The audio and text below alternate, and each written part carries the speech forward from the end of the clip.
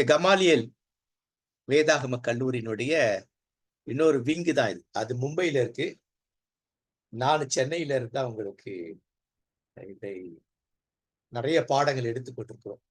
சில வருடங்களாக ஒவ்வொரு செவ்வாய்க்கிழமையும். இன்றைக்கு கடைசி செவ்வாய்.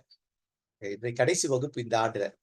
அடுத்த ஆண்டு பிப்ரவரியில 2ஆம் வாரத்தில் வைக்கலாமா அல்லது 3ஆம் வாரத்துக்கு பார்ப்போம். ஏன்னா லீவ் எல்லாம் வருது செகண்ட் வீக்ல. அதனால ஒரு பெரும்பாலும் 3ஆம் வாரம் நான் பார்ப்போம். நீங்களும் உங்கள் கருத்துக்களை திரும்புவீர்கள். சரிங்களா? சோ எந்த மனுஷரும் கிறிஸ்தியஸுக்கு தேறினவர்களாக இருக்கணும். ரொம்ப முக்கியமான ஒரு விஷயம். அவங்க பிள்ளைகளை படிக்க வைங்க. இந்த மாதிரி நிறைய படிக்க வைங்க. கடவுளோட பிள்ளைகள். நான்லாம் அப்படி படிச்சேன். சர்வசாதாரண இன்னும் 2 லைன் படிச்சிருக்கேன். புதுசா வந்தவங்க சொல்றேன். குறைஞ்சது ஒரு மாஸ்டர் டிகிரி பண்ணும் உங்க பிள்ளைகள். நான் கடவுளுடைய பிள்ளைகள் என்றால் இதை நிரூபிக்கணும். பல சந்தர்ப்பங்களை சூழ கடவுள் உருவாக்குவார். நாம தான் பிள்ளைகளை ஆயத்தப்படுத்தும். சோ தலைப்பு வரும் அரசர் கமிங் கிங். பகுதி 1 பார்த்தோம். இருந்தாலும் அது 1 திரும்பி உங்களுக்காக புதுசா வந்தவங்களுக்காக கொஞ்சம் வேகமா நான் அதை எடுக்கிறேன். இந்த நோட்ஸ் அனுப்புறேன். நானு போன வீடியோவை நீங்க பார்த்துக்கலாம். இருந்தாலும் நம்ம கமாலியல் பைபிள் காலேஜ் நோக்கமே தான். திறந்த மனசுடன் கற்றுக்கொள்ளணும். அப்பதான் மற்ற கற்றுக் கொடுக்க முடியும். அடுத்தது எல்லாவற்றையும் சோதித்து பார்த்து நலமானதை பிடித்துக் கொள்ளணும். கடைசியா எந்த மனுஷரும் கிறிஸ்தியேசுக்குள் தேறினவராக நிறுத்தணும். கமாலியல் பைபிள் காலேஜோட நோக்கமே தான். எல்லாரும் கிறிஸ்தியேசுக்குள் தேறினவர்களாக இருக்க செய்கிறது தான். அதே போல இந்த மாதிரி படிக்க சொல்லுங்க. நிறைய இருக்கு. இன்னும் 2 வரி படிப்பு இருக்கு. இருந்தாலும் நான் பிள்ளைகளை அது மாதிரி படிக்க வைக்கணும். என் ஆசை அப்படிதான். நிறைய பேர் இதை செய்யறாங்க. படிச்சிருக்காங்க. தலைப்பு வரும் அரசர் கமிங் கிங் பார்ட் 1 போன வாரம் எடுத்தது. இன்னைக்கு கொஞ்சம் வேகமா அதையும் பார்ப்போம். பார்ட் செகண்ட் போகும் இல்லையா? தலைப்பு என்ன வரும் இல்லையா? முதல் வாரம் முதல் ஞாயிற்றுக்கிழமையில இல்லையா? தலைப்பு என்ன வரும் அப்படின்னாக்கா இறை அரசு நற்செய்தி இல்லையா? கடவுளுடைய ராஜ்யத்தின் நற்செய்தி குட் நியூஸ் அப்படின்ற தலைப்பு நான் எடுத்திருக்கேன். புரிஞ்சுட்டு அதுல முக்கிய தலைப்பு என்னன்னா நற்செய்தியில தான் எடுக்கும். இந்த நற்செய்தியில இது வருது. இந்த தலைப்பு வரும். அப்ப இதுக்கு உறுதுணையா இருக்குது. முதல் பாடம் என்ன படிக்கணும்? ஏசாயா 5:1-20, பிலிப்பியர் 1:20-30, திருப்பாடல்கள் 68. திருப்பாடல் சங்கீதம். நம்ம சங்கீதம்ன்ற மொழிபெயர்ப்பு தவறான மொழிபெயர்ப்பு. சங்கீதம்னா இசைன்னு அர்த்தம் இல்லைங்களா? இசை சாம் அப்படின்னு போட்டீங்கன்னா இதுல தேடினீங்கன்னாக்கா டிக்ஷனரியில இசைன்னு வரும். இசை அல்ல, மொழிபெயர்ப்பு சிறு சிறு குள்ளறி படிகள் திருப்பாடல்கள் இல்லைங்களா? சோ இப்படிதான் நம்ம செய்தி கொடுக்கணும். இப்படிதான் கொடுக்கணும். 4 திருமறை பாடங்களை வாசிக்கணும். அது 4மே இந்த தலைப்போட கூட வரணும். அப்போ அந்த தலைப்பு எங்க இருந்து எடுக்கணும்? பெரும்பாலும் நற்செய்தி பகுதியிலிருந்து இருக்கணும். நான் 2 நற்செய்தி, ஒரு நற்செய்தி தான் போடும். 2 எடுத்திருக்கேன் சும்மா உதாரணத்துக்கு. ஏதாவது ஒரு நற்செய்தி பகுதி நீங்க எடுத்துக்கிடலாம். அது தலைப்பில் எடுக்கணும். அடுத்தது புதிதாய் வந்தவர்கள் எல்லாருக்கும் நாங்க எடுக்கிற பாடத்துல உங்களுக்கு எதனா புதுசா இருக்குதா அப்படின்னாக்கா நீங்க ஃபீட்பேக் கொடுக்கலாம். எப்படின்னாக்கா நீங்க குரல் பதிவிலேயே ஃபீட்பேக் கொடுக்கலாம். டைப் பண்ணணும்னு இல்லை. 1, 2, 3 பாயிண்ட், ஒரு பாயிண்ட் எவ்வளோனா கொடுக்கலாம். நான் 3 போட்டிருக்கோம். அதே போல உங்களுக்கு இன்றைய பாடல கேள்விகள் இருந்தா கேள்விகளையும் நீங்க பதிவிடலாம். நாளைய தினத்தில் செய்யலாம். அப்ப இன்றைய பாடத்துக்குள்ள உங்க கருத்துக்கள் இருந்தா அதையும் பதிவிடலாம். எக்ஸாம்லாம் கிடையாது உங்களுக்கு. இதுதான். ஏன்னா நீங்க தனிப்பட்ட உங்கள் சபையில செய்தி எடுத்தீங்கன்னா கூட இது மாதிரி கேள்வி கேட்கணும். இதை கேட்டாதான் உங்கள் செய்தி மக்களுக்கு எந்த அளவு போச்சுன்னு தெரியும். இல்ல அது ஞாயிற்றுக்கிழமையா இருந்தாலும் சரி, எதுவா இருந்தாலும். சண்டே ஸ்கூலுக்கு கூட நாங்கள் பண்ணுவோம். டீன் பைபிள் ஃபெலோஷிப் பண்ணுவோம். யூத் பண்ணுவோம். விமென் ஃபெலோஷிப், மென் ஃபெலோஷிப். நாம செய்தி கொடுப்பது முக்கியம் இல்லாத அவங்ககிட்ட போய் ரீச் ஆயிருக்குதான் அப்படிங்கிறது ரொம்ப முக்கியம். அதனால இதை நீங்க பின்பற்றுங்க, பின்னூட்டம். அப்போ கிறிஸ்துமஸ் டைம்ல இந்த மாதிரி ஒரு ரீத் வைப்போம். பச்சை கலர்ல ஒரு ரீத் தொங்க விடும். அப்படிங்களா? சவர்ல பெருசா இருக்கும். இல்ல ஒரு 2 கேண்டில் இருக்கும் ஒயிட் கலர்ல. ஆக்சுவலா 4 கேண்டில் இருக்கும் அதுல. அது பின்னாடி பார்ப்போம். அடுத்தது கிறிஸ்துமஸ் ட்ரீலயும் இருக்கும். கிறிஸ்துமஸ் ட்ரீ நிறைய விஷயங்கள் இருக்கு. அது தொங்கிட்டு இருக்கும். ஆனா எதுக்குன்னு தெரியாது நிறைய பேருக்கு. ஒவ்வொன்றுமே ஒவ்வொரு உண்மையை சொல்லுகிறது. திருமறை சார்ந்த உண்மையை சொல்லுது. இது என்ன சொல்றது? இது ஒரு மணிமில். ரோமர்கள் இல்லையா? கிரேக்கர் ரோமர்கள் இந்த பசும் இதுலதான் இலையில தான் மணிமுடி செஞ்சு அங்கங்க கோல்டுல அவங்க அதுல கிளிக் பண்ணி வச்சிருப்பாங்க. பிற்கால ரோமர்கள் தான் என்ன பண்ணாங்கன்னா தங்கத்திலேயே அப்ப இது கிரீடம். அது ரீத் அப்படின்றது கிரீடம். சுவர்ல மாற்றமா இந்த மாதிரிலாம் இருக்கும். அது இந்த வெள்ளையா இருக்க இடத்துல 2 கேண்டில் இருக்கும், 1 கேண்டில் இருக்கும். ஆனா 4 கேண்டில் இருக்கிற மாதிரி நம்ம தேடி வாங்கணும். ஏன் 4 கேண்டில் தான் பார்க்க போறோம். இதனுடைய கருத்து என்ன? இந்த இந்த ரீத் சுவர்லயோ கிறிஸ்துவின் தொங்க விடுறது கருத்து என்ன சொல்லுது அப்படின்னு சொல்லி பார்த்தா அட்வென்ட் அப்படின்னு திருச்சபை நாட்காட்டியோட தொடர்புடையது இது. இந்த போன 1ஆம் தேதி முதல் அட்வென்ட். கிறிஸ்துமஸ்க்கு முன்னாடி வர 4 அட்வென்ட்டை அவங்க கணக்கெடுப்பாங்க. அப்ப அந்த முதல் அட்வென்ட் ஃபர்ஸ்ட் சண்டே போச்சு இல்லையா, இப்போ அந்த முதல் ஞாயிற்றுக்கு 1ஆம் தேதி அன்னைக்கு தான் ஃபர்ஸ்ட் அட்வென்ட் வாங்க. ஏன்னா அது கிறிஸ்தவ நாட்காட்டி ஆதி திருச்சபையில ஆதி திருச்சபை ஏர்லி கிடையாது. செவன்த் செஞ்சுரியில அது வந்தது இல்லைங்களா. அது இது என்ன பண்ணுதுன்னா அந்த அந்த நாள் கணக்கிட்டால் தான் அது 9ஆம் நூற்றாண்டுல கரெக்டா ஃபாலோ பண்ண ஆரம்பிச்சிட்டாங்க. எப்ப நமக்கு சாம்பல் புதன் வருது, எப்போ குட் ஃப்ரைடே வருது, இதெல்லாம் வந்து இங்க இருந்து கணக்கிடுவாங்க. இது முடிச்சு அது பிறகு கிறிஸ்துமஸ் வரும். கிறிஸ்துமஸ் பிறகு 8ஆம் நாள் இயேசு வந்துட்டு எனப்படும் விருத்த சேதனை பண்ண நாள். அதான் நம்ம நியூ இயர் அப்படி வரும். அங்கிருந்து கிறிஸ்து மகிமை அடைந்த நாள் எத்தனை வாரங்கள். அந்த வாரத்துக்கு பிறகு 7வது இதுல வரும். இங்கிருந்து இந்த இடத்துல 7வது பௌர்ணமிக்கு வருவது என்ன ஆகும்னாக்கா அது அது வந்துட்டு சாம்பல் புதன். அதுக்கு வருகின்ற புதன் சாம்பல் புதன். இப்படி கணக்கிடுவாங்க சரிங்களா. இது வந்து கிறிஸ்தவ கேலண்டர்ல நிறைய இருக்கு. மெயின் லைன் சர்ச்சஸ்ல வண்ணங்கள்லாம் பயன்படுறாங்க. எதுக்காக வண்ணங்கள் பயன்படுத்துறோம், அதுக்குள்ள என்ன பைபிள் ட்ரூத் என்ன இருக்கு, இது நிறைய பேருக்கு தெரியாது. மெயின் லைன் சர்ச் தெரியாது இல்லைங்களா. அதெல்லாம் பின்னாடி நம்ம பார்ப்போம் மாதிரி. சோ இது ஒரு பண்டிகை மாதிரி, ஃபெஸ்டிவல் இல்லையா. இது ஒரு சந்தோஷமான காலம். ஏன் சந்தோஷம் அப்படின்ட்டு பார்க்கணும். அப்ப இது என்ன சந்தோஷமான ஒரு காலம்னா, இந்த வருஷம் 1/8/15/22 4 ஞாயிற்றுக்கிழமை. அதுல first advent, second advent, third advent. அட்வென்ட்னா வருகை, இயேசுவின் வருகை, திருவருகை அப்படின்னு சொல்லுவாங்க. தூய வருகையில தமிழ்ல திரு அல்லது தூய வருகை காலம் இல்லையா. இந்த 4 அப்படிங்கிறது தான். அப்ப இந்த காலத்துல என்ன பண்ணும், ஏன் இந்த காலத்துல இந்த மாதிரி செஞ்சாங்க, இந்த மாதிரி கலர் எல்லாம் பயன்படுத்தினாங்க, ஹிஸ்டரியை பேஸ் பண்ணி பண்ணாங்க. அப்ப ரோமாபுரிய மையப்படுத்தின கிறிஸ்தவம், அது ரோம கத்தோலிக்கம்.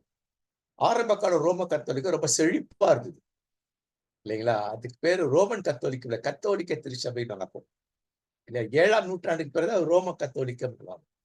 கத்தோலிக்கம் கேத்தலிக் அப்படிங்கிற அந்த வார்த்தைக்கு வந்துட்டு என்னன்னா அப்போஸ்தலிக்ன்ற வார்த்தை. கேத்தலிக் அப்படிங்கிற லத்தீன் வார்த்தை. அதுக்கு என்ன அப்போஸ்தல திருச்சபைன்னு அர்த்தம். ஆரம்ப கால அப்போஸ்தல திருச்சபை. அந்த அந்த நிசையா விசுவாச பிரமாணம் நல்லா படிச்சிருப்போம். இதுல கமலல் பைபிள் காலேஜ்ல நிசையா விசுவாச பிரமாணத்துல வரும், I believe in one apostolic church அப்படி இங்கிலீஷ்ல. தமிழ்ல ஒரே அப்போஸ்தல திருச்சபை உண்டு விசுவாசம். I believe in one apostolic, I believe in one Catholic church. Catholic அப்படின்றது இங்கிலீஷ்ல. தமிழ்ல வந்து அப்போஸ்தல திருச்சபை. அப்ப ஆரம்ப கால அப்போஸ்தல திருச்சபைனா என்ன அப்படின்னாக்கா இது கேத்தலிக் அப்படிங்கிறது தான். பிறகு ரோம கத்தோலிக்கம் அப்படி திருச்சபை வரலாறு நம்ம படிக்கும் போது அதை பார்க்கல, ஏற்கனவே படிச்சோம். அப்ப அரசர் வெற்றி பெற்று வரும்போது இந்த மாதிரி கொடிகளை கொண்டு, அப்ப நம்ம ஏற்கனவே பார்த்தோம் இந்த கொடிகள், வண்ண வண்ண கொடிகள். அதை முக்கியமா எது இருக்கும் அப்படின்னாக்க ஊதா நிறமும் இளஞ்சிவப்பு ரோஸ் மையமா இருக்கும். நிறைய வண்ண கொடிகள் மையமா இருக்கும். அந்த அரசன் மோசமான அரசனா இருப்பார். உண்மையிலே ரோம அரசர் மோசமான அரசர்கள், மக்களை கொடுமைப்படுத்தினார்கள். என்றாலும் மக்கள் பசியோடு பஞ்சத்தோடு வாடினாலும் இவங்க இந்த மக்கள் என்ன பண்ணா கொஞ்சமாவது எதனா கிடைக்குமே அப்படின்னு பார்த்தா போரிட்டு வர்ற வழியில அந்த எல்லைக்குள் வரும்பொழுது என்ன பண்ணுவாருன்னா பெரிய வெள்ளி பொண்ணு எல்லாத்தையும் கொள்ளடிச்சுட்டு வருவாரு. அப்ப யாரெல்லாம் போய் கொடி அசைச்சு இல்லையா, வருக வரும் அரசரே வருக, எங்கள் அரசரே வருக, வரும் அரசரே வருக நாங்க காட்டும் பொழுது இவரு யாரெல்லாம் கொடி பிடிச்சு வரவேற்றலாம் அவங்க மட்டும் வெள்ளி பொண்ணை தூக்கி அடிப்பான். ஏன்னா அவன் ஏழைகள், அவன் வயிற்று பசிக்காக வேற வழி இல்லாம வரும் அரசர் அப்படின்.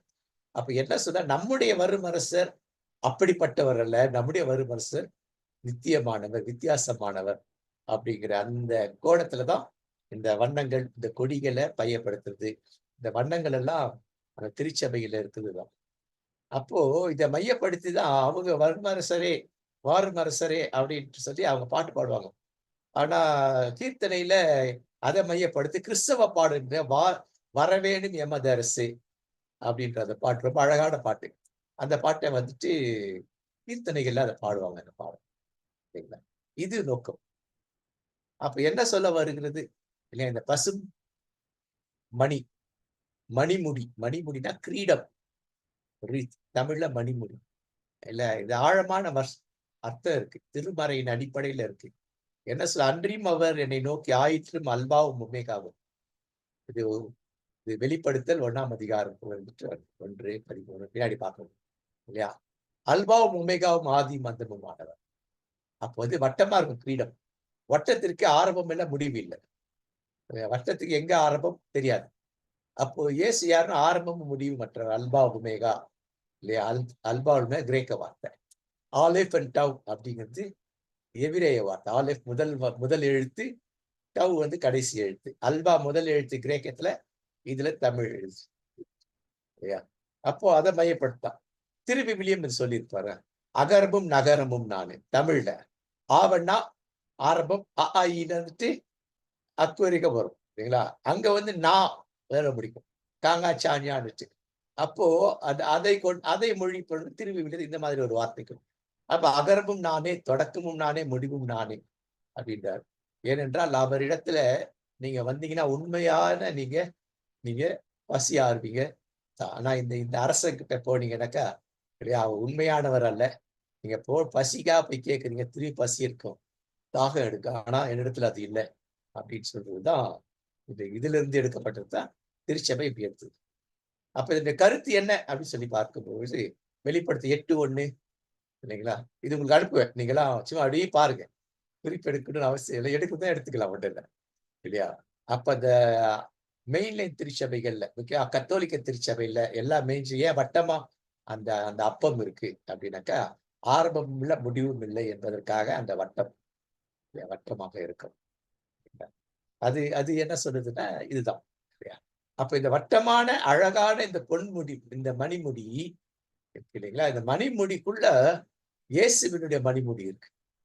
இயேசுடைய பாடு இல்லையா? அவர் ரத்தம் சிந்தி மரித்தல், இது எல்லாத்துக்கும் காரணமான ரத்தம் சிந்த வைத்த இதுதான். அப்ப இயேசு என்ன பண்ணாருன்னா, அவர் அவலட்சணமாகி நம்மை லட்சணம் உள்ளவர்களாமா. லட்சணம் வடமொழி சொல்.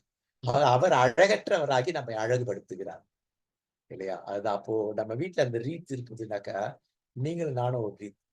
ஜீவ கிரீடம்ன்றத நான் ஜீவனுள்ளவனா இருக்கிறேன்னா, இயேசு கிறிஸ்து அந்த இடத்துல எப்பேற்பட்ட ஜீவனுள்ளவரா இருக்கிறார் அப்படின்னு சொல்லி பார்த்து, அடிபட்டு, உதைப்பட்டு, பாதிக்கப்பட்டு இல்லைங்களா? அப்ப இது இவ்வளவு இருக்கு. அப்ப நாமெல்லாம் மணிமுடிகளாக இருக்கணும்னா நம்ம எப்போ அடிக்கடி யோசிக்க வேண்டியதுன்னா, இயேசுடைய மணிமுடிக்குள் நாம் மணிமுடிகளா இருக்கிறோம். ஒரு கிறிஸ்தவன் இருக்கிறா அப்படின்னாக்கா எதனாலன்னா, கிறிஸ்துவினால் நான் பசுமையா இருக்கணும். பசுமையை பத்தி பேசணும் இல்லைங்களா? பச்சை நிறம் வந்து பசுமையை பேசணும். ஏன் நான் பசுமையா இருந்தால்தான் இயேசு என்கிற அந்த முள்முடியினால் நான் பசுமையாக இருக்கிறேன். இயேசுவை நினைத்தால் நான் பசுமையா இருப்பேன். நான் பசுமையா வளர்வேன், பூ பூப்பேன், காய் காய்ப்பேன், கனி கொடுப்பேன், விதைகளை கொடுப்பேன், விதை ஊன்றப்படும் அப்படிங்கிற இந்த இந்த இந்த இந்த இந்த சர்க்கிள் இது இயேசுவை மையப்படுது. அப்ப நாம் அப்படிதான் இருக்கணும்னு சொல்லி சொல்றார். கிறிஸ்தவ வாழ்வு என்பது என்ன? கனி தரும் வாழ்வு. இயேசு கனியை பத்தி நிறைய பேசுவார். முக்கியமா யோவான் நிறைய எழுதுவார். 13ஆம் அதிகாரத்துல எழுதிக்கிட்டே இருப்பார். அப்போ நாம் இன்னைக்கு இப்படி இருக்கிறோம். அப்ப வீட்டுல கிறிஸ்துமஸ்க்கு இதை மாற்றணும்னா ஏதோ ஒண்ணு இல்லை, பிள்ளைங்களுக்கு சொல்லணும். இதுக்குள்ள இந்த ரகசியம் இயேசு இருக்கிறார். அதுக்குள்ள எப்படி இருக்காரு? உன்னுடைய பாவத்துக்கு என் பாவத்துக்காக வாதிக்கப்பட்டவர் இல்லையா? அதனால நாம வந்து பசுமை இழந்தவர்களா காய்ந்து போய்விடாமல் பசுமையாகவே இருக்க அவர் இப்படி செய்கிறார். நம்மை மணிமுடிகளாக வைக்கிறார். அப்படிதான் அடிப்படுதல், உதைப்படுதல் படிச்சுக்கிட்டா அவருக்கு தெரியும். அப்போ ஒரு கிறிஸ்தவன் இப்படி நாம இருக்கிறோமா? இதான் முக்கியம். நாம இல்லை அப்படின்னா என்ன அர்த்தம்? நமக்குள்ள இருக்க இயேசுவை நாம் நினைக்கவில்லை கிடையாது. அதை நாம மனதில் கொள்ள வேண்டியது ரொம்ப ரொம்ப முக்கியமான விஷயம். அப்போ இந்த கிறிஸ்டியன் கேலண்டர்ல வந்து 2 தபசு காலம். தபசுனா உபவாசம், தமிழ்ல தபஸ் பாஸ்டிங். 2 இருக்கும். ஒண்ணு வந்து இந்த கிறிஸ்துமஸ்க்கு முன்னாடி 4 வாரங்கள் இல்லையா? அதுக்கு அடுத்து வருகின்ற அந்த புது வருஷம் வரைக்கும் வருகின்ற அந்த இந்த நாட்கள் ஆரம்ப கால தபசு காலம். அப்பெல்லாம் கிறிஸ்துமஸ் செலிப்ரேஷன் கிடையாது. லேட்டர் டேஸ்ல கிறிஸ்துமஸ் செலிப்ரேஷன். ஆரம்ப கால கிறிஸ்துமஸ் செலிப்ரேஷனே கிடையாது. இயேசுவின் வருகைக்காக உங்கள் தபஸ் இருப்பார்கள். அதனால தான் அட்வென்ட். அட்வென்ட்னா வருகை. இல்லையா? வருகைக்காக அவர்கள் இருப்பாங்க. 2வது எப்போ உங்க தபஸ் இருக்குன்னா, சாம்பல் புதன்ல தபசு காலம் வரும். அப்ப என்ன திரும்ப தங்களை சீர்படுத்திக் கொள்வதற்காக. இல்லையா? அடுத்த காலத்துல நான் சீர்படுத்தணும். நான் பாவமா இருக்கிறேன். அப்ப என் பாவத்துல உதிர்க்கணும். இலை உதிர்காலம் ஆரம்பிக்கும். சாம்பல் புதன் அன்னைக்கு அதுல என்னாக துளிர்காலம். துளிர்க்க ஆரம்பிச்சுது. பசுமையின் காலம். அதற்காக உபவாசம். நான் கடவுளோடு இயேசுவோடு கூட இணைந்திருக்கிறேன். தூய ஆவியை துக்கப்படுத்தாமல் சந்தோஷப்படுத்துவதற்காக அந்த தபசு காலம். உபவாசம் அப்படின்னு ஒரு பாடம் இருக்கு. படிச்சு பாருங்க புதுசாவத்துல. அந்த இதுல இருக்கும். வீடியோவும் இருக்கும், பிடிஎஃப் இருக்கும். ஆனா இன்னைக்கு என்ன ஆயிடுச்சு? இந்த தபசு எல்லாம் போயிடுச்சு. இன்னைக்கு நேரா கிறிஸ்துமஸ்க்கு என்ன பண்ணலாம்? எது பண்ணலாம்? இப்படிதான் மாறி போயிடுச்சு. இல்லைங்களா? அப்ப இது நிறைய பேசிக்கிட்டே இருக்கு நம்ம கிட்ட. இல்லையா? அப்ப இது எதை பத்திலாம் பேசுது? 2ஆம் தபசு என்பது என்ன? முதல் தபசு காலம் இந்த அட்வென்ட்ல. 2வது தபசு காலம் இல்லையா? அது வந்துட்டு இந்த சாம்பல் புதன்ல இருந்து வருகின்ற அந்த காலம். அதுல என்ன என்ன வருது? இந்த நிகழ்வுகள பெனிடென்ஸ், பெயின், சஃபரிங், மோர்னிங், ரிகன்சிலியேஷன். அதன் உள்ள என்ன நமக்கு கிடைக்கிறது அப்படின்னா, ஹோப், ஃபெய்த், ஜாய், பீஸ் இருக்கு. அப்படின்னா என்ன? அப்படி சொல்லி பார்க்கும் பொழுது இல்லையா? 2ஆம் தவ காலம் என்ன பண்ணுது? பாவங்களின் விளைவால் ஏற்பட்ட துன்பம். எனக்கு துன்பத்தை நான் நான் சகிக்க வேண்டும். வேதனை, துக்கம், வருத்தம், வலி இவைகள்லாம் உணர்ந்து கடவுளை சீர் பொருத்த வேண்டும். அப்ப எதிர்நோக்கு, பற்றுறுதி, மகிழ்ச்சி, அமைதி, நம்பிக்கை, விசுவாசம், ஆனந்தம், சமாதானம் இது கிடைக்கும். இதுதான் இங்க இருக்குது. அப்ப கர்த்தர் நல்லவர் என்பதை சுவைத்து பாருங்க. ஆண்டவர் எவ்வளவு நல்லவர். இங்கிலீஷ் பைபிள்ல கரெக்டா நான் எப்பவுமே பவர் திருப்புதல் போடுவேன். இல்லையா? கிங் ஜேம்ஸ் வெர்ஷனும் போடுவேன். திருவிவிலியமும் போடுவேன். திருவிவிலியம் ரொம்ப நல்ல மொழிபெயர்ப்பு. இல்ல இது வந்து பார்ப்பன மொழிபெயர்ப்பு. எங்களுடைய மூதாதையர்கள்லாம் பண்ணத்தாது. பார்ப்பனர்கிட்ட கொடுத்தா படிக்க மாட்டாங்க இந்த பைபிள. ஏன்னா அவங்களுக்கு இது அசூசியான புக்கு. ஆனா படிச்சா ரட்சிக்கப்பட்டுருவாங்க. நான் படிச்சா ரட்சிக்கப்பட்டேன். இல்லைங்களா? அப்ப ஆண்டவர் எவ்வளவு இனியவர் என்பதை நீ சுவைச்சு பாரு. அப்பதான் தெரியும். அப்ப சுவைச்சு பார்த்தா நீ அடைக்கலம் புகுவாய். அங்க நம்பிக்கையா இருக்கிற மனுஷன் இருக்கும். அவர்கிட்ட அடைக்கலம் புகுது. கண்ட்ரோல்டு பை அவரோட கண்ட்ரோல்குள்ள வந்துடுறது. அவர் தான் பேரு பெற. அவர் தான் ஆசீர்வதிக்கப்பட்டார். அவர் தான் பாக்கியவான். அவள் தான் பாக்கியவதி அப்படின்னு சொல்லி. அப்போ அட்வென்ட் என்றால் வருகை, கமிங். ஆண்டவர் வருகிறார், வந்து கொண்டிருக்கிறார் என்கின்ற அர்த்தத்துல வருவது. இந்த 4 வாரமா அதை மையப்படுத்தியே இருக்காரு. என்ன? அவர் எப்படிப்பட்ட ஆண்டவர்? சமாதான கர்த்தர், அமைதியின் அரசர், சமாதான கர்த்தர், அமைதியா இருக்கிறவர். இந்த அமைதிக்காக தான் நம்ம ரொம்ப ஜெபிக்கணும். முக்கியமா நம்ம நம்ம வந்து மணிப்பூருக்காக ஜெபிக்கணும். ஜெபம்னா என்னன்னு தெரியல. ஜெபம்னா என்ன? சுயநலம் அல்ல ஜெபம். ஜெபம் என்பதெல்லாம் ஆண்டவருடைய பிரசனத்துக்குள் போய் விழுந்து விடுவது. பிசாசிடமிருந்து தப்பி ஆண்டவர் போய் விழுந்தோடக்கா நம்ம என்ன கேட்போம்? ஆண்டவர் எதை எதிர்பார்க்கிறோம் அதெல்லாம் நம்ம கேட்போம். ஆண்டவர் நிறைய பேசுவார், நம்ம அமைதியா அது கேட்போம். முடிஞ்ச உடனே ஒரு ஒரு ஒரு விளைவு, பின் விளைவு இருக்கும். அப்போ ஜெபம் என்பது பெரும்பாலும் 90% இன்னைக்கு எப்படி இருக்கு? சுயநலம் மாதிரி. எனக்கு, என் குடும்பத்துக்கு, என் சபைக்கு, என் பாஸ்டருக்கு, என் பாஸ்டர் என்னுட்டு இருக்கும். இந்த ஜெபம் தான் நம்ம நம்ம கிறிஸ்தவத்துல எப்படியோ வந்துடுச்சு. அது உள்ள நுழைஞ்சிருச்சு. பல வருஷங்களா, பல நூற்றாண்டு இல்லையா? அப்போ தனிநல ஜெபம் அது தூக்கி குப்பையில போடணும். 2வது பொதுநல ஜெபம் இருக்கு. பிறர் நல ஜெபம். இந்த 2, 3 தான் முக்கியம். பொது நலம் என்ன? ஆண்டவரே அவங்க நல்லா இருக்காங்க. பக்கத்து வீட்டுல நல்லா இருக்காங்க. இங்க எல்லாம் நல்லா இருக்காங்க. இவங்க எல்லாம் நல்லா இருக்காங்க. இல்லையா? இவங்களெல்லாம் நீங்களுக்காக ஜெபிக்கிறேன். அது பொதுவாக. இல்லையா? அரசாங்கத்துக்காக, அரசு இவங்கெல்லாம் பொது. இல்ல பிறர் நலம். கண்ணுக்கு தெரிஞ்சு பாதிக்கப்படுறாங்க. மணிப்பூர்ல பாதிக்கப்படுறாங்க. அவர்களுக்காக. நான் அடிக்கடி எனக்காக இந்த 50 ஆண்டு கால ஊழிய வாழ்க்கையில எனக்கா நான் ஜெபம் பண்ணதே கிடையாது. எனக்காகவோ, கடவுள் கொடுத்த என் ஊழியத்துக்காகவோ, என் குடும்பத்துக்காக ஜெபம் பண்ணதே கிடையாது. பொது நலம், பிறர் நல ஜெபம் தான் என்கிட்ட இருக்கும். ஏன்னா நான் என் அப்பா அவரு. அவருக்கு தெரியாதா எனக்கு என்ன வேணும்? என்ன வேணாம்? நான் எவ்வளவு கஷ்டப்படுறேன். நான் சொல்லிதானே அவருக்கு தெரிய போகுது. ஆண்டவரே நான் இவ்வளவு கஷ்டப்படுறேனே. நீ சொல்லி எனக்கு தெரியும்னு கேட்பாரு அவரு. நீ சொல்லாமலே எனக்கு தெரியும். ஏன்னா அவருக்கு அப்பா. அப்ப இந்த இந்த தனி நல இந்த சுயநல ஜெபம்லாம் போயிடணும். அந்த அட்வென்ட்ல தான் வரணும். பொது நல ஜெபமும், பிறர் நல ஜெபம் தான் ஜெபம். அந்த ஜெபம்ன்ற தலைப்பு நீங்க எடுத்து படிச்சீங்கன்னா இருக்கும். ஏன்னா அவர் அமைதியா அருளுகிறவர். அப்படின்னா என்ன அர்த்தம்? ஏன் அமைதி இல்ல அப்படி சொல்லி பார்த்தாக்கா, பொது நல ஜெபம் நம்மட்ட இல்ல, பிறர் நல ஜெபம் இல்ல. பைபிள் பைபிள்ல சொல்லியிருக்க மாதிரி இல்லைங்களா? எங்க அந்த அதிகார வசனம் ஞாபகம் வரலையே, இல்லையா? திறப்பின் வாசல் நிற்கும்படி ஒருவரை தேடினோம், ஒருவரும் இல்லை என்று ஆச்சரியப்பட்டார். அப்ப இன்னைக்கு இல்ல. 90% சுயநல ஜெபமா இருக்கிறதுனால தான். உதாரணம் சொன்னா மோடி ரட்சிக்கப்பட எத்தனை பேர் ஜெபம் பண்ணும்? நாசமா போன மோடின்னு தான் ஜெபம் பண்றோம். சுயநலம் தானே. இன்னைக்கு ஒரு மோடி ஒருத்தரோ, அமித்ஷா ஒருத்தரோ, இவங்க 2 பேரும் ரட்சிக்கப்பட்டா என்ன நடக்கும்? இல்லையா? நம்ம கையில வெண்ணெய் வச்சுக்கிட்டு நெய் கலஞ்சிட்டு இருக்கிறோம். அப்ப இந்த அட்வென்ட் காலங்கள் இதைதான் அதிகப்படுத்துது. ஏன்? இயேசுவுக்கு பிரியமானது நான் செய்யறேன். அவர் வருகைக்கு நான் ஆயத்தமா இருக்கிறேன். அப்படிங்கிறதுக்காக அமைதியின் அரசர். இல்லையா? இது பழைய ஏற்பாட்டிலே அமைதியின் அரசர் பத்தி. ஆதியாகமம் 49:17 சொல்லப்பட்டிருக்கு. இல்லையா? சமாதான கர்த்தர் வரை செங்கோல் யூதாவை விட்டு விலகுவது. இல்லையா? ஜனங்கள் எல்லாம் சேருவார்கள். அப்படின்னா சிறப்பின் வாசலில் நிற்காததுனால ஏற்படுற பிரச்சனை தான் ஜனங்கள் அவர்கிட்ட சேரல. கிறிஸ்தவனே சேரல, அப்புறம் எங்க பிற இனத்தான சேரப்போறாங்க? திருவிழா அழகா இருக்கு. மக்களிடங்கள் அவருக்கு பணிந்திடும் வரை யூதாவை விட்டு செங்கோல் நீங்காது. அவர் மரபை விட்டு கொற்றம் மறையாது. அப்படின்னா அரசு உரிமை உடையவர், அமைதியின் அரசர். அதான் இந்த காலம் திருவருகை காலம். தமிழ்ல திருவருகை காலம். அட்வென்ட் அப்படின்னு, இங்கிலீஷ்ல அட்வென்ட், தமிழ்ல நம்ம அதை வந்து டிரான்ஸ்லிட்ரேஷன் பண்ணி அட்வென்ட் அப்படின்றோம். ஆங்கிலம் எங்க இருந்து? லத்தீன்ல இருக்கு. அட்வென்டஸ் என்ற வார்த்தையில இருந்து வந்திருக்கு. அப்ப இதன் நோக்கமே என்னன்னாக்கா, இயேசு வருகிறார், அவருக்கா நீ ஆயத்தம் இருக்கியா? மாரநாத்தா அப்படின்னு ஒரு அராமிய வாக்கியம் இல்லையா? ஆரம்ப காலத்தில் திருச்சபை மக்கள் அப்படித்தான். இயேசு உடனே வர மாரநாத்தா அப்படின்னு அர்த்தம். மாரநாத்தானா என்ன அர்த்தம்? மாறன் அப்படிங்கிறது என்ன? கர்த்தர்னு அர்த்தம், ஆண்டவர்னு அர்த்தம். நீங்க நிறைய பேர் மாறன் பேர் இருப்பாங்க. பிற இனத்தார வெற்றி மாறன் வச்சிருக்காங்க, முரசொலி மாறன்ட்டு. மாறன்னுக்கு என்ன அட்ரஸ்ன்னு அர்த்தம் தெரியல. மாறன் த லார்ட், ஆண்டவர். எல்ஓஆர் எல்லாம் கேபிட்டல்ல வரும். எல்ஓஆர்டி எல்ஓஆர்டி எல்லாமே கேப்ஸ்ல வரும். ஆண்டவர், கர்த்தர். மாறன்னா கர்த்தர்.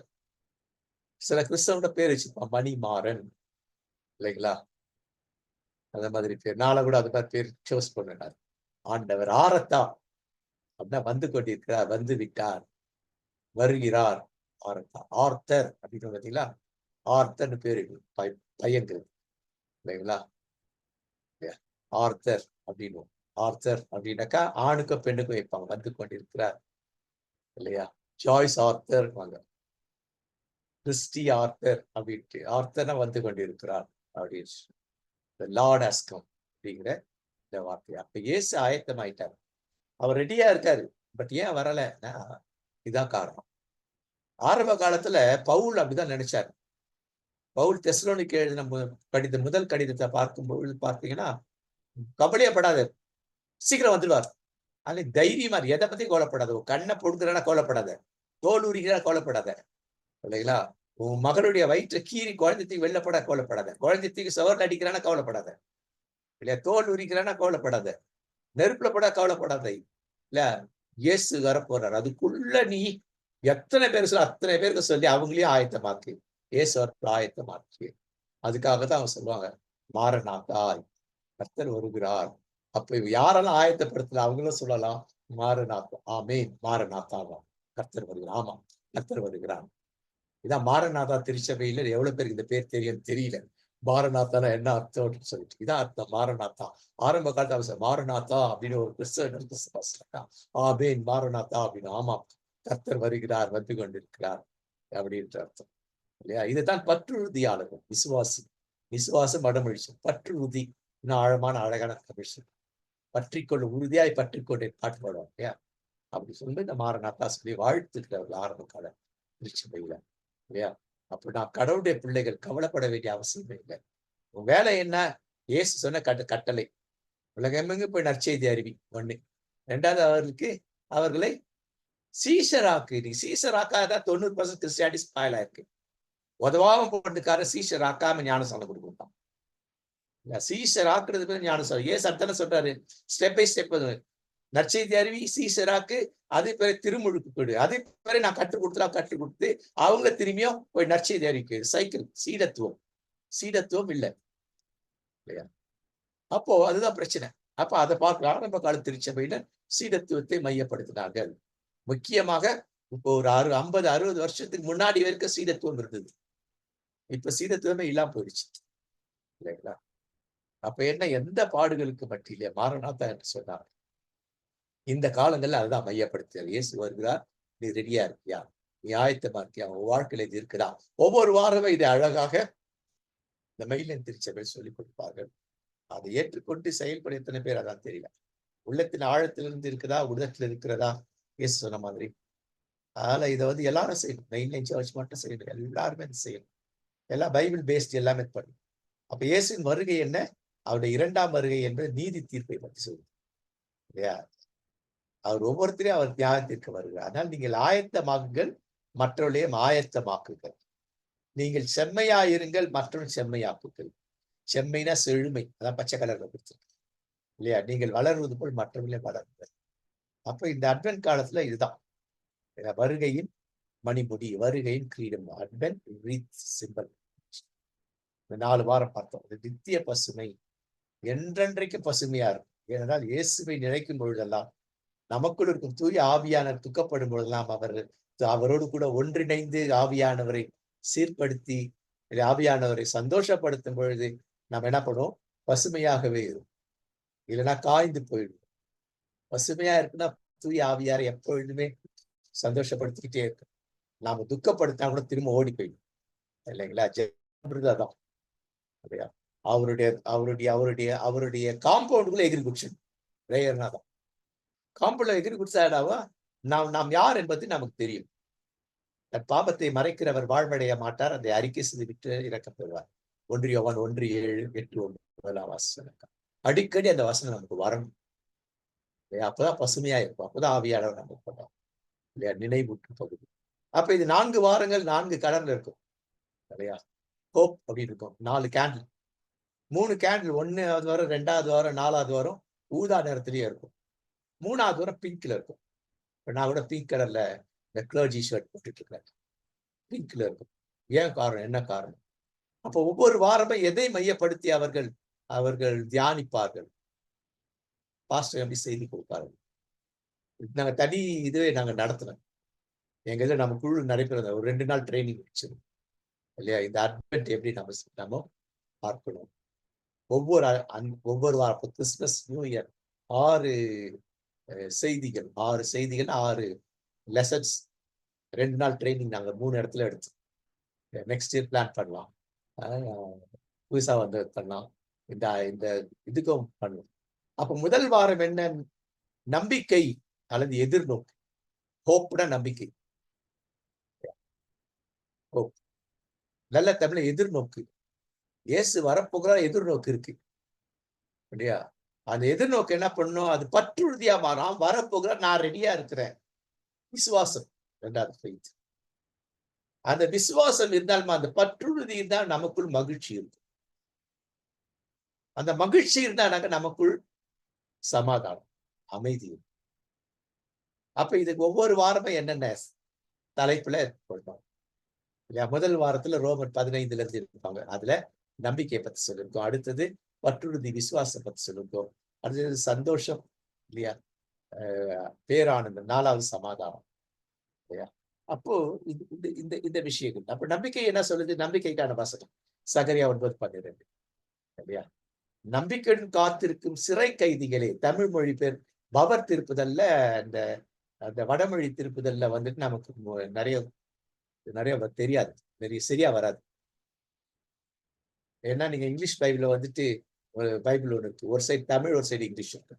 நீங்க இதையும் இங்கிலீஷை வச்சு பாத்தீங்கன்னா தமிழ் பைபிள்ல பல இடங்கள்ல மொழிபெயர்ப்பு குறைபாடுகள் நிறைய இருக்கு. ஏன்னா தமிழ் தெரியாது அவங்க பிராமணர்களுக்கு, கூலிக்கு மாரடிச்சவங்க தானே அவங்க. இங்கிலீஷ்ல சொல்லுவாங்க, தமிழ் மொழி. அந்த காலத்துல அவங்க தமிழ் ஆசிரியர்கள். நான் படிச்ச காலத்திலேயே தமிழ் ஆசிரியர் யாருன்னா பிராமணர் தமிழ் ஆசிரியர். இல்ல அவங்க என்ன படிச்சிருப்பாங்கன்னா எஸ்எல்சி ஃபெயிலா இருப்பாங்க. அப்பல எஸ்எல்சினா 11வது. 11ஆம் வகுப்பு போலாம். இல்லையா? அவங்க தமிழ் ஆசிரியர். மேல்நிலைக்கு எடுப்போம். கீழ்நிலை வகுப்பு பிரைமரிக்கெல்லாம் எடுக்கிறவங்க யாரு அப்படின்னாக்கா 8வது பாஸ் பண்ணி ஃபெயில் ஆன தமிழ் ஆசிரியர்கள் தமிழ் எடுப்போம். அப்புறம் நம்பிக்கையுடன் காத்திருக்கும் சிறை கைதிகளே, சிறையிருப்பேன்னு இருப்போம். சிறை கைதிகள். எனக்கு எப்போ விடுதலை கிடைக்கும்னு சொல்லிட்டு. இல்லையா? உனக்கு அந்த நம்பிக்கை இயேசுதான் அப்படின்னு சொல்லிட்டு நான் தருவேன் அப்படிங்கிறது. இந்த வசனத்தை மையப்படுத்தி அந்த 4 பாடங்கள் இருக்கும். இல்லையா? ரோமர் 15, 11, 12, 13 இல்லையா? இதுலயும் அதை குறித்து நமக்கு அழகிய வசனங்கள் நமக்கு உண்டு. இங்க அடுத்தது பற்றுறுதி விசுவாசம். இல்லைங்களா? அதை பத்தி சொல்றது. இல்லையா? சந்தோஷம், மகிழ்ச்சி, பேரானந்தம். 2வது பற்றுறுதி பாவ மன்னிப்படைய என்ன செய்யணும் அப்படின்னு சொல்லுது. லூக்கா 3, 4, 7. ஏசாயனுடைய பகல் பள்ளங்கள் எல்லாம் நிரப்பப்பட வேண்டும். நான் வந்து கீழே இருக்கிறேன், நான் மேலே ஏறி வரேன். ஆண்டவரே, நான் இவ்வளவு காலம் நான் கீழே இருக்கேன்னா முதல்ல நம்ம தான் பார்க்கணும். மத்தவங்க காரணம் கிடையாது. நான் இப்படி இருக்கிறேன்னா நான் என்ன தவறு செய்திருக்கேன், ஆவியான ஒப்புரவாகுது. அப்ப நான் உயர்த்தப்படும். இந்த பெருமைகள் எல்லாம் தாழ்த்தம். நிறைய இருக்கு. இந்த ஒரு வருஷத்துல நிறைய பாயிண்ட்ஸ் இருக்கு. வித்தியாச பாயிண்ட்ஸ் இருக்கு. அடுத்தது மகிழ்ச்சி, பேரானது. லூக்கா 2ஆம் அதிகாரம் 10ஆம் வசனம். பெருமகிழ்ச்சி அப்படின்னு சொல்லியிருக்காங்க. சாதாரண இடையர்களுக்கு பெருமகிழ்ச்சி அடையும் செய்தி இயேசுதான். அடுத்தது அமைதி. லூக்கா 2:14. உங்களுக்கு உலகத்தில் ஒன்றுக்கு அமைதி உண்டாகுக. உலகத்தில் அவருக்கு உகந்தவருக்கு அமைதி. அப்ப யாருக்கு உகந்தவருக்கு அமைதினா பீஸ், சமாதானம். யாருக்கு? அவரை அவரை அடிச்சோட்டி பின்பற்று. யாரெல்லாம் எதிர்நோக்கோடு காத்திருந்தார், எனக்கு இது கிடைக்கும் என்ற பற்றுறுதி விசுவாசத்தோடு இருப்பார். இவர்களுக்கு தான். அப்ப அமைதி என்பது என்ன பிரச்சனை நடந்தாலும் இல்லையா, அமைதியா இருக்கு. நான் ஏற்கனவே சொல்லியிருக்கிறேன். நான் வந்து சிஎஸ்ஐல போயிருக்கேன். 76ல இருந்து 89 வரைக்கும் அங்க அதுல இருந்தேன். பிறகு நான் டீச்சிங் சைடு வந்துட்டேன். அப்போ சண்டே ஸ்கூல் டிபார்ட்மெண்ட்டுக்கு நான் அசிஸ்டன்ட் டைரக்டர். அப்போ நிறைய சர்ச்சஸ் எல்லாம் விசிட் பண்ணுவோம். கேப்லாம் நடத்தும். அப்போ ஒரு ஒரு ஜூனியர் பிள்ளை ஜூனியர் கிளாஸ் கொஞ்சமா நான் போயிட்டு எடுத்தேன். என்ன எடுத்ததுனாக்கா, இயேசு படகுல தூங்குறாரு. அந்த பெரும் காற்று வந்த உடனே அதை அதட்டி இந்த பாடத்தை நான் எடுத்தேன். யாரு? இந்த இந்த இந்த 10, 11, 12 வயசு பிள்ளைங்க. அப்ப நான் நிறைய கேள்வி கேட்பேன். எப்பவுமே நான் கேள்வி கேட்பேன். சர்ச்சில் கூட செய்தி கொடுத்தேன்னா கேள்வி கேட்பேன்.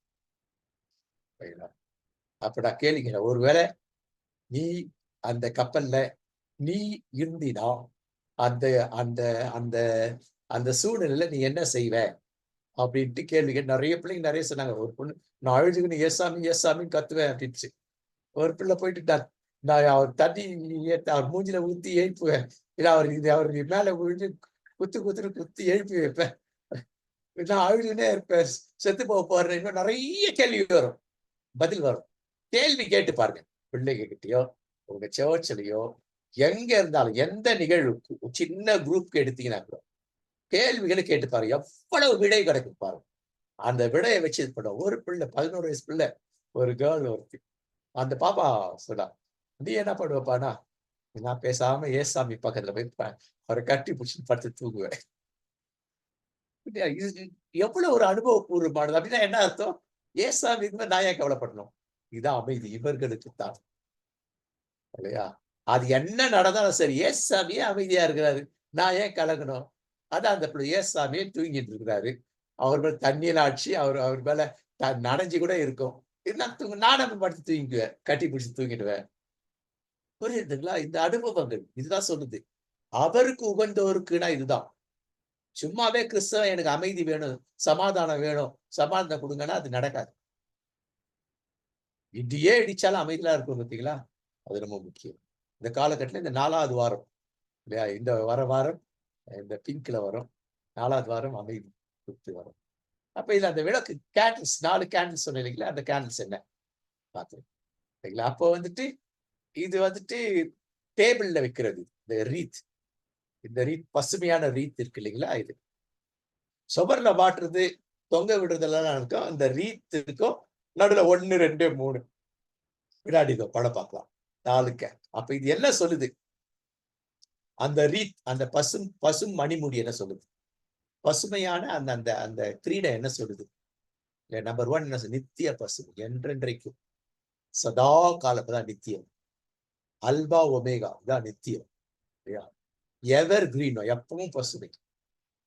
நீ காய்ந்தாலும் பசுமையா இருப்பார். வருஷத்துல ஒரு ஆடு செடியெல்லாம் காய்ந்து இலைகளை உதிர்த்து திரும்ப பசுமையாது வரும். அப்பதான் நித்திய பசுமை. எப்பொழுதுமே அது பசுமையா தான் இருக்கும். காய்ந்தாலும் அது திரும்பி பசுமையா இருக்கும். பூ பசுமையான இலையில கொடுக்கும், பூ பூக்கும், காய் காய்க்கும், இல்லைங்களா? பழம் கொடுக்கும், விதைகளை கொடுக்கும். எல்லாமே எல்லாரும் அதை சாப்பிடலாம். பறவை, மிருகம், மனுஷன் எல்லாரும் சாப்பிடலாம். விதையை சாப்பிடலாம்.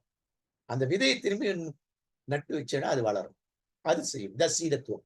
இதுதான் சீஷத்துவம். டிசைபிள்ஷிப்னா இதுதான், இல்லைங்களா? அப்போ அது பசுமை. அப்ப நான் என்றென்றும் அவரோடு பசுமையா இருக்கிறேன். நான் அவரை, என்னிடத்தில் காய்ந்து போனது எதுவுமே இல்லாதனால நான் அவரை வரவேற்க ஆயத்தமா இருக்கேன். அதற்கு எது காரணமா இருக்குன்னா இந்த 4 கேண்டில்ஸ். நம்பர் 1 நம்பர் 2 வரும் இல்லைங்களா? நம்பர் 2 என்ன? அது 1 என்ன இருக்குது?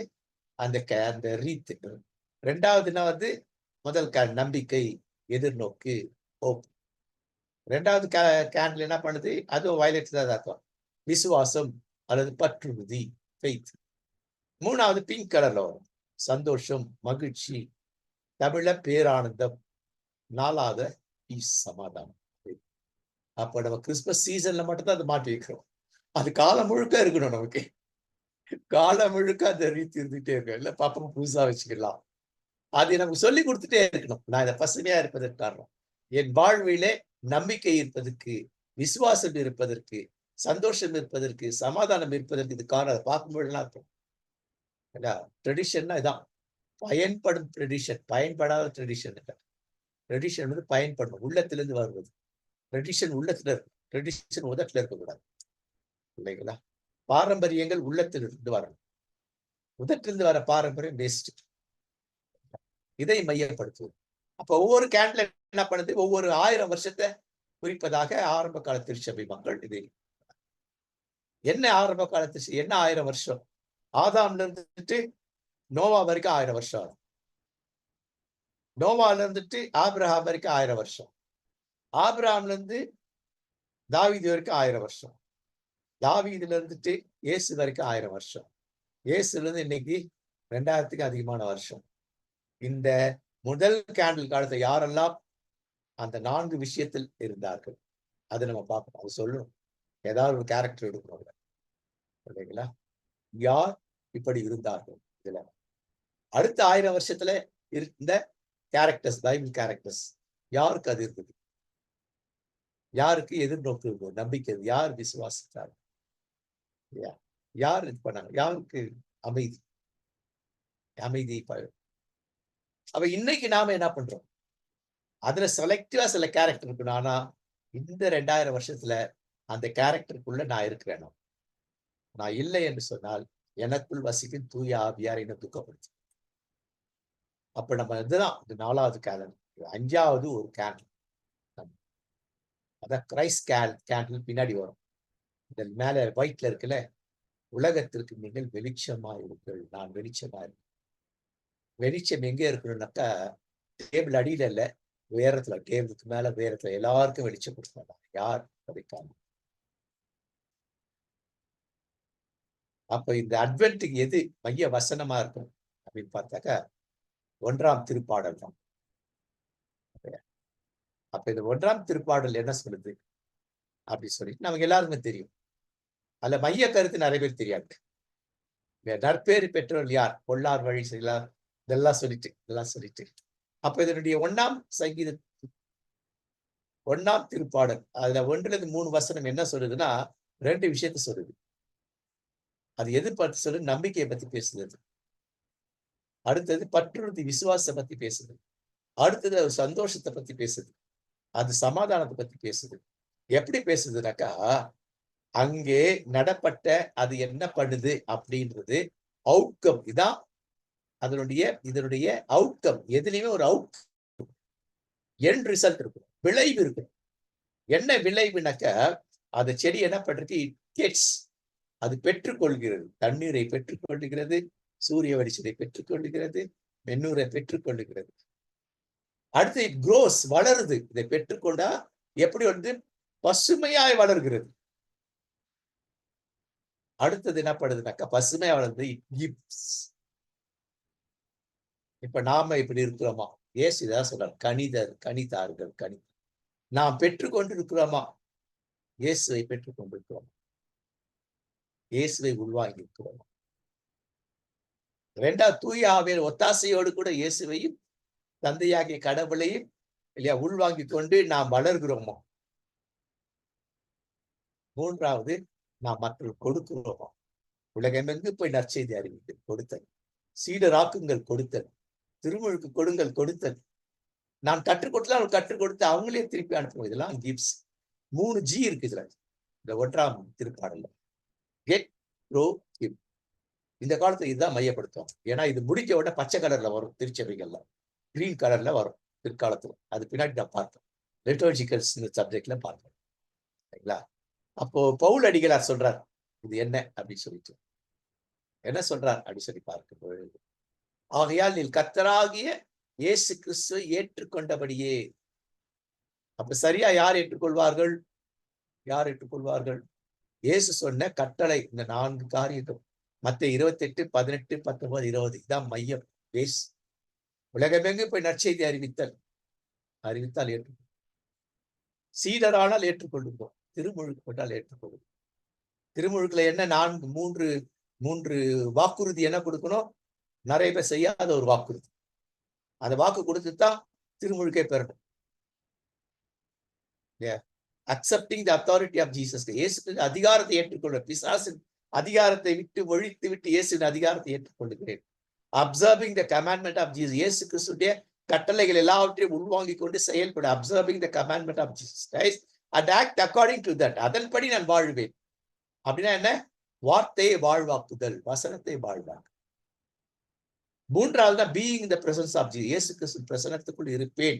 இந்த 3 வாக்குறுதியை கொடுத்துதான் திருமுழுக்கு பெற முடியும்.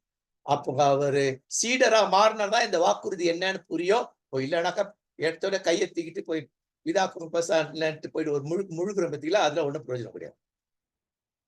திருமுழுக்கு ஒரு அடையாளம், ஆனால் அதுக்குள்ள அர்த்தம் இருக்கும். அதான் சொல்லு, கர்த்தரை இயேசுக்கு ஏற்றுக்கொண்டபடியே. அடுத்தது என்ன? ஏற்றுக்கொண்டபடி என்ன செய்யறோம்? மற்றவர்களை அவர்களை சீடராக்கி அவர் ஞானஸ்தானம் கொடுத்து அடுத்த பிறகு அவர்களை சீடத்துவ பயிற்சி கொடுத்து அனுப்பும். யார் செய்வார்கள்? அவருக்குள் வேர் கொண்டவர்கள். அவருக்குள், அவர் மேல், அவரோடு, உனக்கு. நான் கலர் கொடுத்தாருன்னா நல்லா மனசுல பதிவு வச்சுக்கிட்டான். மேற்கொண்டவர்களாகவும் கட்டப்பட்டவர்களாக நடங்கள். Walk along with Christ. மேற்கொள்ளணும், rooted, build and then walk. root, build and walk. அவருக்குள், அவரோடு. திருவிழா இயேசு கிறிஸ்து இயேசுவை ஆண்டவராய் ஏற்றுக்கொண்டீர்கள், சரிதான். ஆனா அதோட நிக்காதீங்க, அவரோடு இணைந்து வாழுங்கள். அவரில் வேரூன்றி இருங்கள். இணைந்து வாழ்ந்தா வேரூன்ற முடியும். அப்படி வேரூன்றி இருந்தால்தான் கட்டப்பட முடியும். இது ஒரு நல்ல செக்மெண்ட், 1, 2, 3 செக்மெண்ட். அழகா திருவிபிலியத்துல இருக்கு. உங்களுக்கு மூல மொழியில இப்படிதான் இருக்கும். சோ இது முதல் பகுதி. நமக்கு இன்னும் கொஞ்சம் நேரம் இருக்கு. இதான் போன மாசம் எடுத்த பகுதி. 2ஆம் பகுதி வேகமா நம்ம பார்த்துருவோம். ஒரு 10 நிமிஷத்துக்குள்ள நம்ம 2ஆம் பகுதியை நாம் பார்த்து விடலாம். சோ இன்றைக்கு பகுதி 2. பகுதி 1 புரியுதா? பகுதி 2 புரியும். நிறைய பேர் இன்னைக்கு புதுசா பகுதி 1 வேகமாக எடுத்திருக்கேன். போன இது பார்த்தீங்கன்னா வரும் அரசம். ஒவ்வொரு பாடம் முடிஞ்ச உடனே ஃபீட்பேக். இப்ப இது மையம் என்ன? இந்த வரும் அரசர் இதுல மையம் என்ன அப்படின்னு சொல்லி பார்க்கும் பொழுது இல்லையா, இறையியலாளர்கள், இறையியல் அறிஞர்கள் அவங்க என்ன சொல்றாங்க அப்படின்னா, யோவான் 16ஆம் அதிகாரம் அதுல 16 13 வரைக்கும் வசனம் எதை பத்தி பேசுனா, அட்வென்ட்டை பத்தி பேசுது. என்ன? Christ death resurrection and second advent. Second அட்வென்ட்னா இரண்டாம் வருகை. அதுதான் இந்த செகண்ட் அட்வென்ட்டை பத்தி தான் பேசுது கிறிஸ்துமஸ் காலத்துல இந்த 4 வாரம். யோவான் 16ஆம் அதிகாரத்தில் இயேசு கிறிஸ்துவினுடைய மரணம், அவருடைய உயிர்ப்பு, அவருடைய வருகை, இரண்டாம் வருகை, அட்வென்ட். அப்ப இதை பார்த்தோம்னாக்கா அதுல நிறைய விஷயங்கள் இருக்கும். தயவுசெய்து வந்து ஆராய்ந்து பாருங்க. இந்த 16 வரைக்கும் இருக்கிற வசனங்களை நீங்க பார்த்தா தெரியும். அப்ப அதன் அடிப்படையில தான் நம்ம ஏற்கனவே முடிச்சோம் இல்லைங்களா? அவருக்குள், அவர் மேல், அவரோடு மேற்கொள்ளுங்கள், கட்டப்படுங்கள், நடந்து கொள்ளுங்கள். அப்ப இங்க ஒவ்வொருமே என்ன? முதல் இது ஒவ்வொருமே ஒவ்வொரு விளக்கு திரி இருக்கும். 5வது ஒரு விளக்கு திரி இருக்கு. முதல்ல பார்த்தோம் நம்பிக்கை, எதிர்நோக்கி. 2வது விசுவாச பற்றுறுதி. 3வது சந்தோஷம், பேரானந்தம். 4வது சமாதானம், அமைதி. 5வது வந்து ஒரு கேண்டில். இந்த கிறிஸ்துமஸ் அன்னைக்கு வருகிற கேண்டில். அது வந்து வரும் அரசரின் கேண்டில்.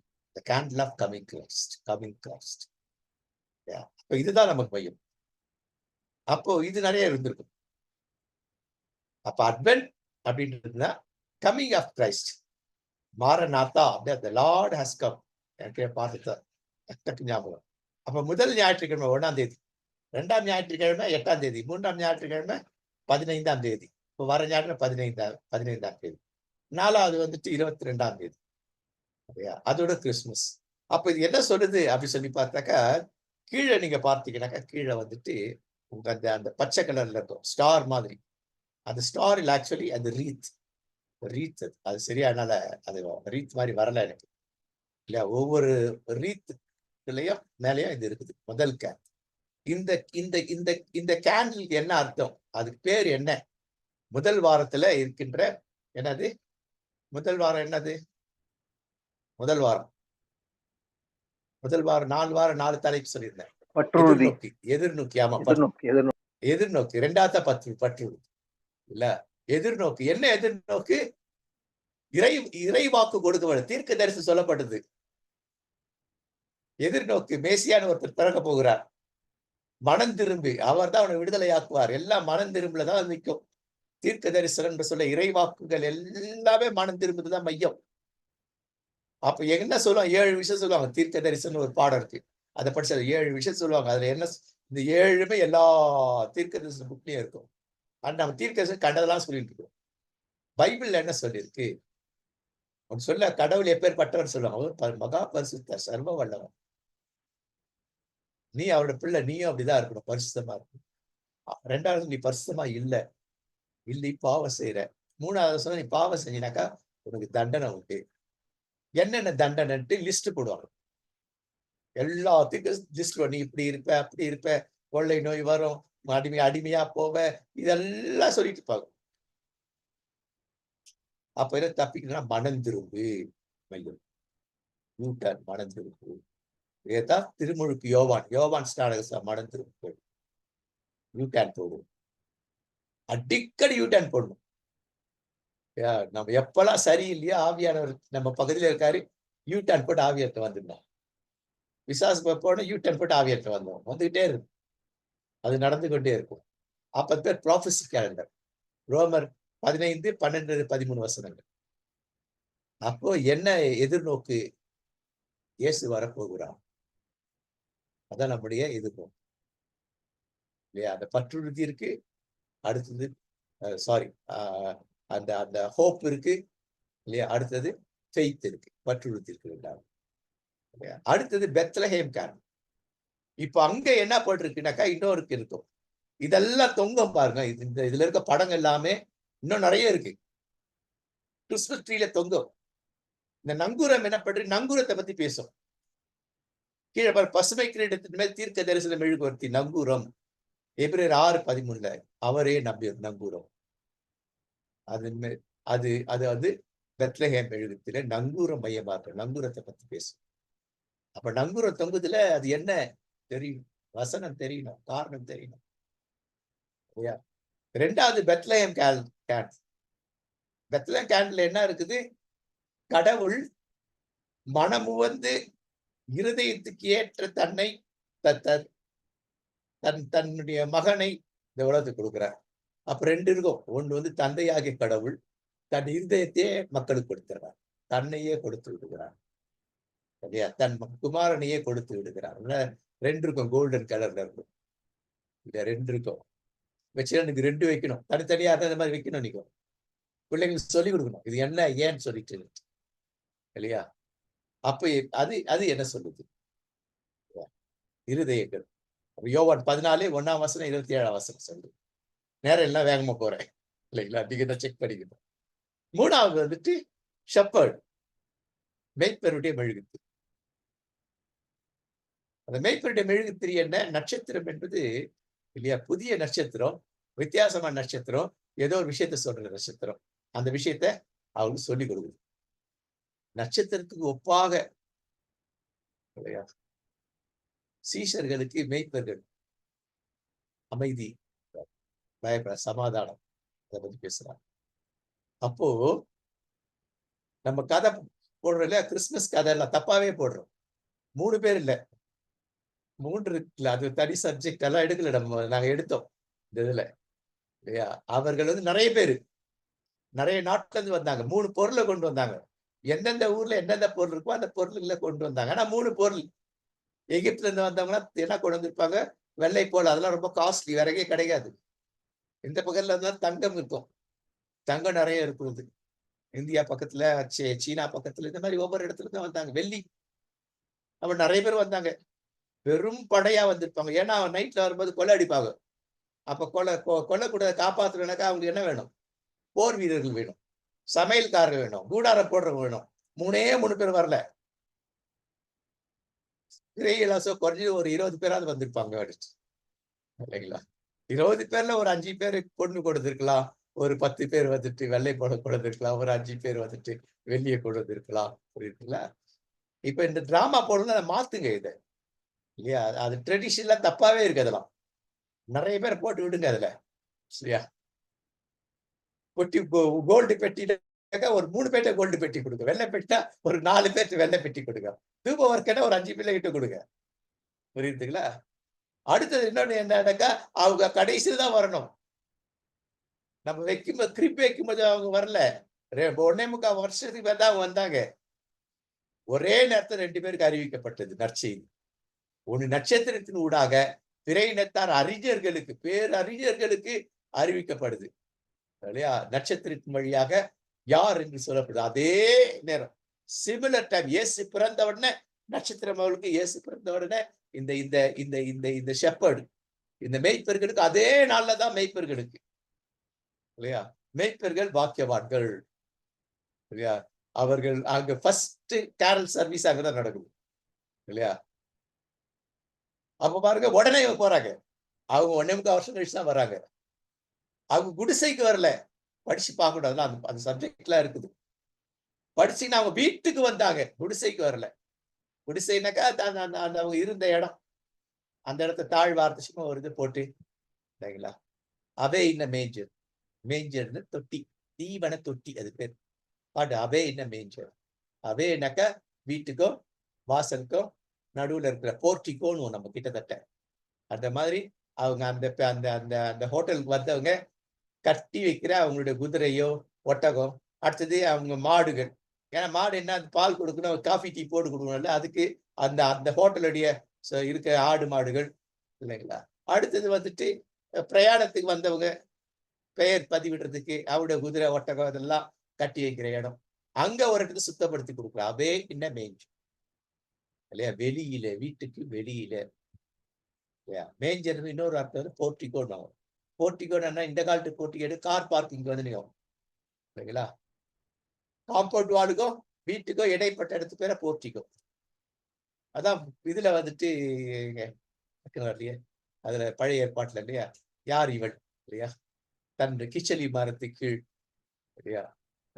தோளிலே சுமந்து கொண்டு வசனம் ஞாபகத்துக்கு வரும் எனக்கு இல்லைங்களா? அப்ப அது எத சொல்றது அப்படின்னு இறையாளர் சொல்றேன்னா, இயேசு அப்ப இயேசு எங்க பிறந்தாரு?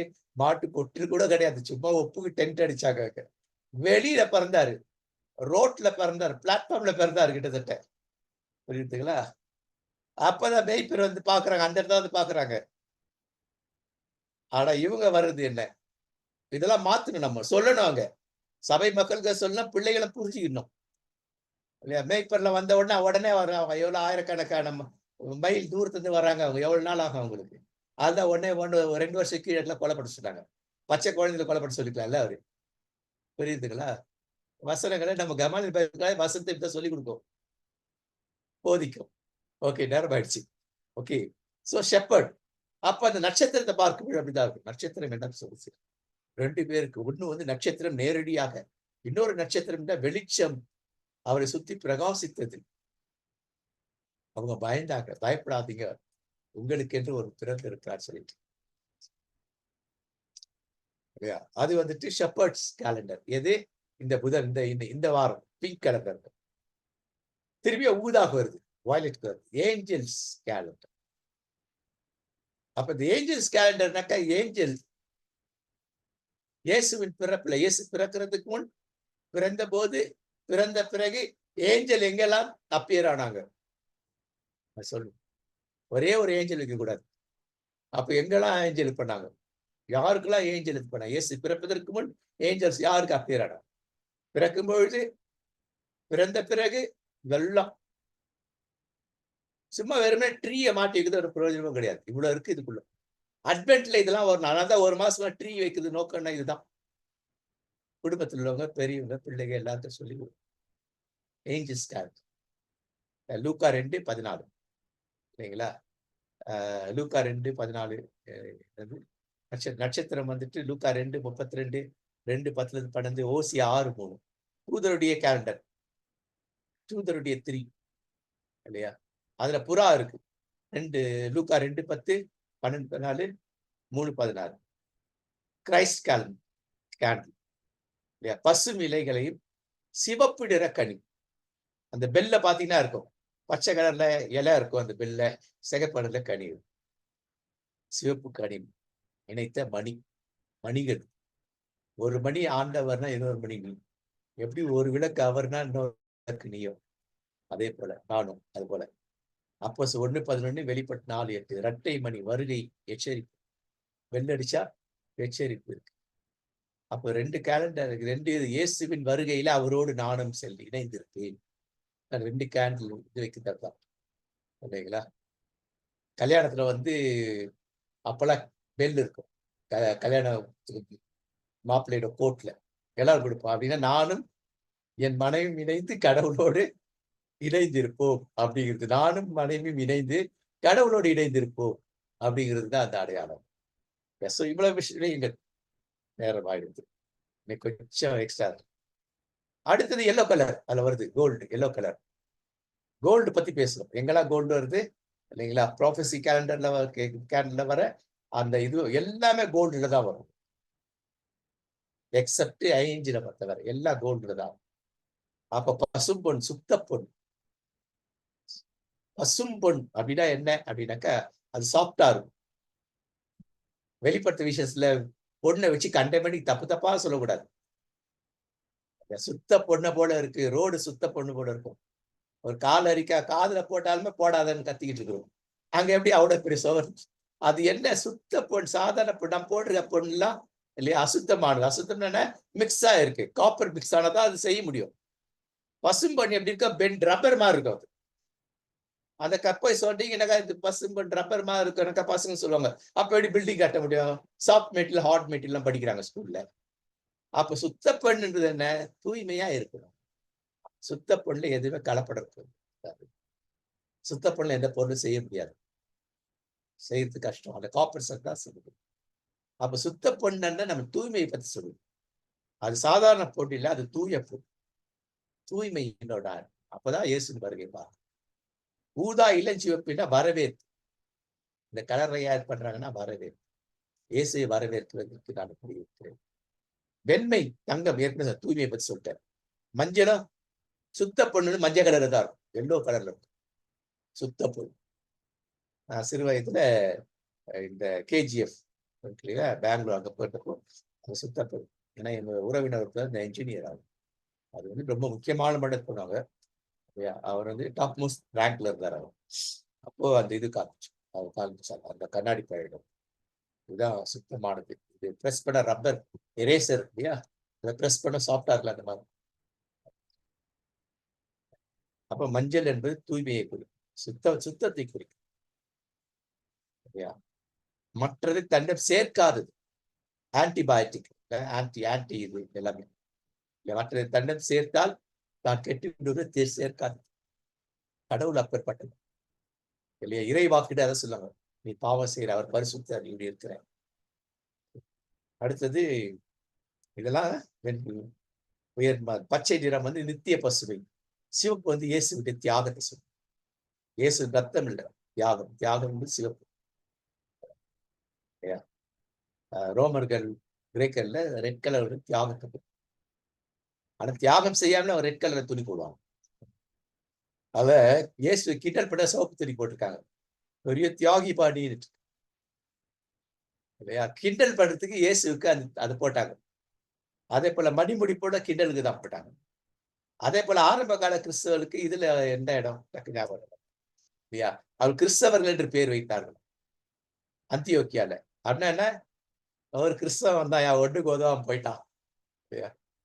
அவன் இதை பண்ண அதை பண்ண கசா உயிரியே காப்பாத்திக்க முடியல. இந்த ஒரு புதுசா வந்துருக்குதா சின்ன கிறிஸ்து, சின்ன கிறிஸ்துங்க இதுங்க, ஜூனியர் கிறிஸ்துங்க கிண்டல் பண்றதுக்கு வச்ச பேர் அது இல்லையா. அங்க இருக்கிறவருக்கு கிறிஸ்தவர்கள் என்று பேர், அப்படின்னா என்ன அர்த்தம், கிண்டலுக்கு வச்ச பேர் அது.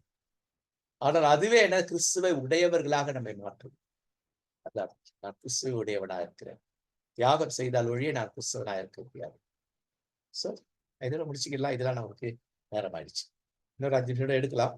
ஸோ இதெல்லாம் உங்களுக்கு அடுத்த இதுல நான் இந்த இதெல்லாம் போட்டு கொடுப்பேன். So I think I can stop it இல்லையா.